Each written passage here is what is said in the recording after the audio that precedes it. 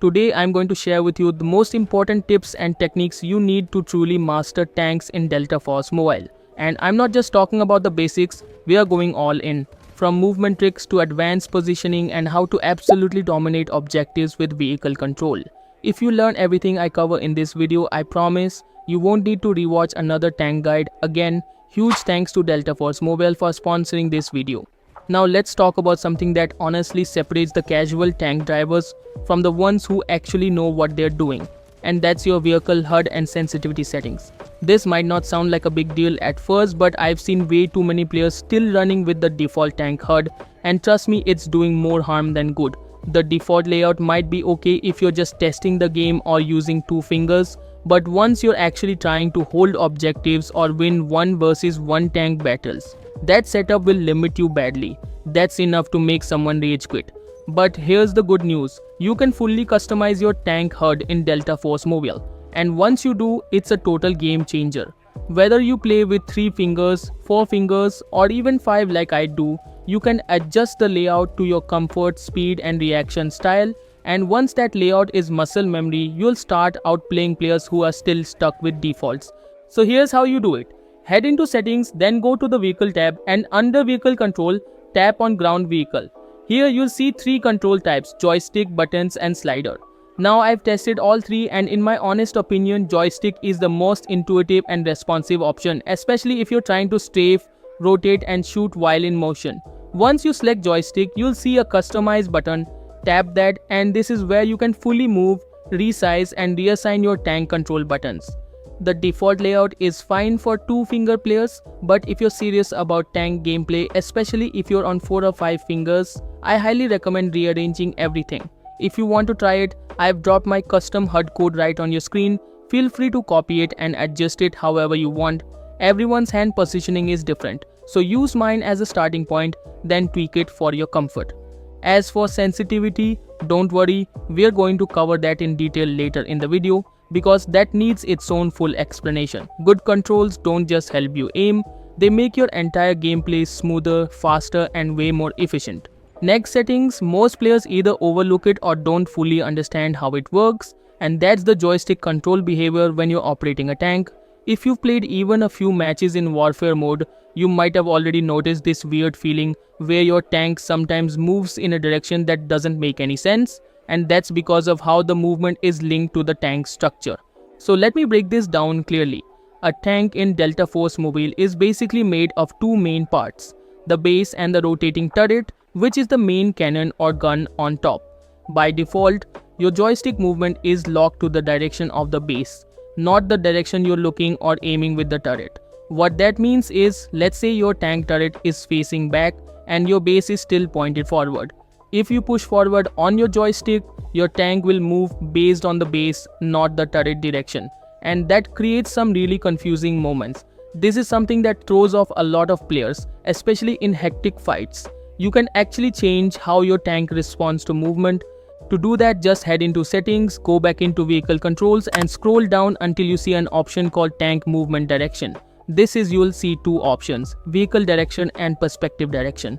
By default, the game sets it to vehicle, which means your movement is based on the direction your tank's base is currently facing, just like we discussed. But if you want your movement to feel more natural and intuitive, especially when you're aiming and driving at the same time, then switch it to perspective direction.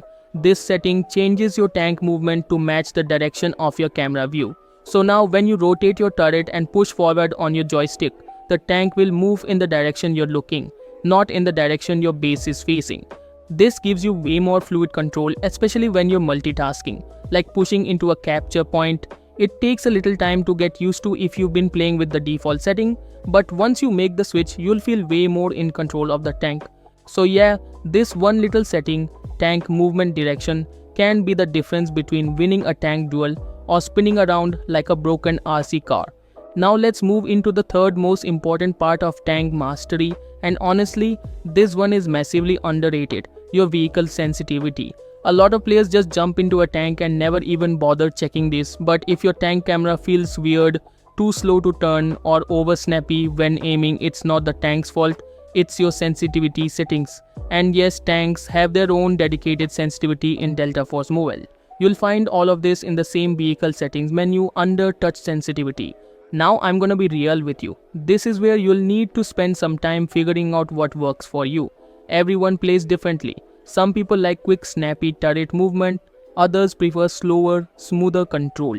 There's no one size fits all, but once you lock in your ideal settings, your overall tank gameplay will feel 10 times smoother. The game splits this into 3 core sensitivity types: touch sensitivity, aim sensitivity, and firing sensitivity. Let's break that down real quick. Third person camera sensitivity controls how fast your view moves around when you're looking around the tank. Basically, your general screen movement when you're not aiming directly. It affects how fast you can pan the camera to look around your tank in third person, so you can quickly check for enemies or rotate your view when turning corners. Then there's first person camera sensitivity, which kicks in when you're inside that scoped in or gunner view. This is more precise and used when you're hard scoping with the turret. I suggest keeping this a bit lower than third person if you're someone who wants tight aim control, but again, personal preference. Now you'll also see something called aim sensitivity scaling factor. This adjusts how your aim sensitivity changes based on zoom level or turret mode.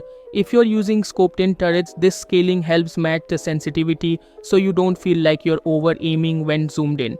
And finally, firing sensitivity. This one's important. It controls how much your aim shifts while you're actively shooting. In simple terms, if you're holding down fire and your turret is wobbling all over the place, this setting is why. Personally, I recommend setting your firing sensitivity equal to your aim sensitivity. That way, you keep your turret movement consistent whether you're shooting or just aiming. No surprises. If you already found your perfect settings, respect, you can skip ahead. But for everyone else still tweaking, feel free to hop into a practice match and test it out. And if you like how my tank moves, you can pause the video and copy my sensitivity settings. They're right on the screen. Now, let's talk about the fourth and final key to tank dominance, and that's your vehicle loadout. And yeah, I know, some of you probably dipped out already thinking this was too detailed. But trust me, these 4 things matter the most. To set your tank loadout, head to the vehicle tab from the main lobby, then tap modify on the tank of your choice. Now here's something a lot of new players don't realize. Tanks in Delta Force Mobile have 4 seats and each seat can be customized individually.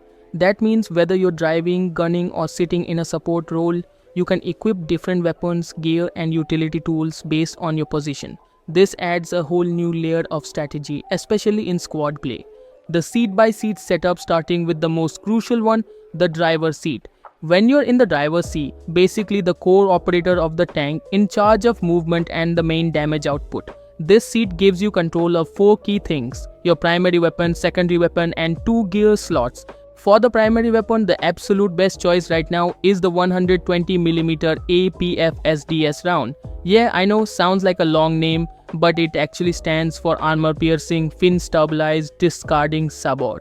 What does that mean in simple terms? It's a high-velocity tank shell that punches straight through enemy vehicles like paper. This is the go-to if your main job is to counter tanks and destroy enemy armor. Now, one thing to note, these shells are not ideal for infantry. And in case you're new, infantry basically just means ground troops. These rounds are designed to obliterate metal, not people hiding in bushes. If you are more interested in taking out enemy players on foot, like camping and spamming a choke point, then you can switch to the 120mm high explosive shell. This one's meant for crowd control and soft targets. It does splash damage and is great for clearing out clustered enemies. But again, the trade-off is that it does less damage to vehicles. So it really depends on your playstyle. Both of these shells have their pros and cons and you can switch them out depending on the situation. Now, you might find that these options are locked when you first check them. Don't panic, the game doesn't just hand them out. You will need to grind them out by actually playing in tanks, capture objectives, destroy enemy vehicles, and the upgrades will unlock over time. So if you're stuck with the default option, just keep playing, you'll get there. For your secondary weapon in the driver's seat, I recommend going with the coaxial light machine gun. It has high fire rate, reliable accuracy, and works great for dealing with infantry trying to sneak up on your flanks. It's not game breaking, but it gives you a backup when you're reloading or when a sneaky foot soldier gets too close with magnetic bombs. Now let's talk gears. Let's go with the thermal smoke grenade. It's a lifesaver when enemies are trying to lock onto your tank using rockets or guided missiles. The smoke breaks tracking and gives you a chance to reposition or retreat. For the second slot, my absolute must-have is the active defense system. This thing is broken, in a good way. Once it's activated, it automatically intercepts incoming missiles before they even hit your tank. But it does have a cooldown, so you can't spam it. The system has visual indicators. Green means ready, red means it's on cooldown. So keep an eye on that before you rush into a missile storm. Cooldowns are roughly 35 seconds for smoke and 28 seconds for ADS. Moving on, let's talk about the weapon station driver, which is the second seat. This one might feel a bit underwhelming at first because right now it only lets you pick one type of weapon, either a machine gun or a light missile. Now here's a big heads up. These light missiles do almost no damage to tanks, so if you're sitting there spamming thinking you're doing something, hate to break it to you, you're not. You're just wasting time. I'll be trying out the guided missile, which might make this seat more relevant. Next up is the third seat, often called the weapon pod or passenger pod. This is one of the most powerful seats if used correctly. The weapon of choice here is the 60mm mortar. It hits like a truck, huge splash damage, and it works against both vehicles and infantry. The only downside, it's got a slow reload speed, so you can't spam it like a machine gun. But because of its parabolic trajectory, you can actually hit enemies hiding behind cover or on hilltops. Finally, we've got the fourth seat, the commander. Now at first glance, it might seem like the commander just sits there doing nothing. No weapons, no big explosions, but this role is strategically important. The commander can spot enemy units on the map and mark them for your entire squad, giving you crucial combat awareness. And the scanner tool adds another layer of utility. It reveals enemies within a certain range, even if they're hiding. In big objective fights, this info can literally flip the momentum in your team's favor. So while he's not pulling the trigger, the commander seat plays a huge tactical role. And once you've set up all 4 seats properly, you've already outclassed 80% of the player base. Most players don't even realize how deep this tank system goes. But now that you've got your setup right, you're ready to dominate. Don't jump straight into chaos. I've seen this way too often. The moment someone gets access to a tank, they scream, "Let's go!" in their head and full send it straight into the objective, thinking they're about to go full Rambo and solo the enemy team. And yeah, 20 seconds later, they're back in the respawn screen wondering what happened. Let me make it very clear. If you don't know how to use the tank properly, please don't waste it. Tanks are limited. Once it's destroyed, you're gonna have to wait almost 2 minutes for it to respawn. And in that time, the enemy could flip the objective, stack vehicles of their own, and now your team's lost momentum. Now let's talk about tank combat 1 versus 1. When you're engaging enemy vehicles, especially other tanks, don't just shoot anywhere. Your damage output depends heavily on where you hit. The most vulnerable part of any tank is the rear. That's the weak spot. If you can't get behind them, try hitting the sides. Avoid going head on unless you absolutely have to, because the front armor is always the toughest. The same logic applies to you. Always try to face enemies with the front of your tank. Rotate before engaging so they don't sneak in shots at your sides or rear. Tank duels depends on angle and awareness. One of the biggest mistakes new tank players make is ignoring repair stations. Engineers are nice when they help, but let's be honest, most of them don't. You can spam the repairs needed command all you want and they'll still be chilling on a rooftop pretending you don't exist. So, rely on repair stations. Learn where they are on every map. These stations are your best friend. If you're playing solo and not getting help, consider switching to engineer yourself. Park in cover, hop out and repair your own tank. Just make sure when you're repairing, always stay behind the tank. If you crouch in front, you're basically telling enemies, "Hey, free kill right here." And trust me, they won't say no. Another pro tip that's not talked about enough, when your tank is critically damaged, it actually becomes slower. Your movement gets sluggish, your turning radius worsens, and suddenly you're a big metal turtle trying to escape laser hawks. If you're getting low, don't try to be a hero. back off, get to a repair station, or call in cover from your squad. Staying in a nearly dead tank just makes you an easy target. Now let's talk positioning. This is key to lasting long in a tank. Never, and I repeat never, go deep into enemy spawn areas thinking you're unstoppable. You might get a few kills, but once the enemy knows where you are, they'll throw everything at you. Engineers, Viron magnetic bombs, even D-Wolf triple ballista. You want to keep an exit route at all times. Your tank should always have a getaway path in case things go south. The moment you get swarmed and boxed in, it's game over. A good tank player keeps moving, stays unpredictable, and holds angles where infantry and engineers can't easily flank them. And hey, if you're playing with friends, you're lucky. A full crew of 3 inside one tank is insanely strong. With the right coordination, it's almost unkillable.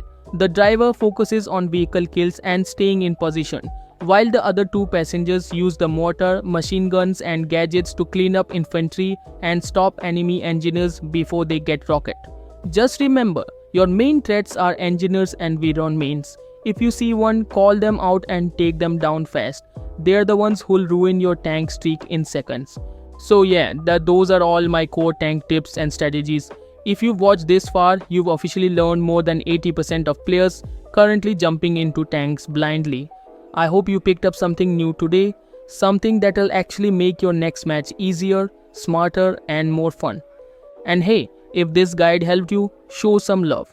We're on the grind to hit 200,000 subscribers and I've got way more Delta Force mobile content coming your way. So hit that like button, share it with your squad and comment down your best tank moment or question below.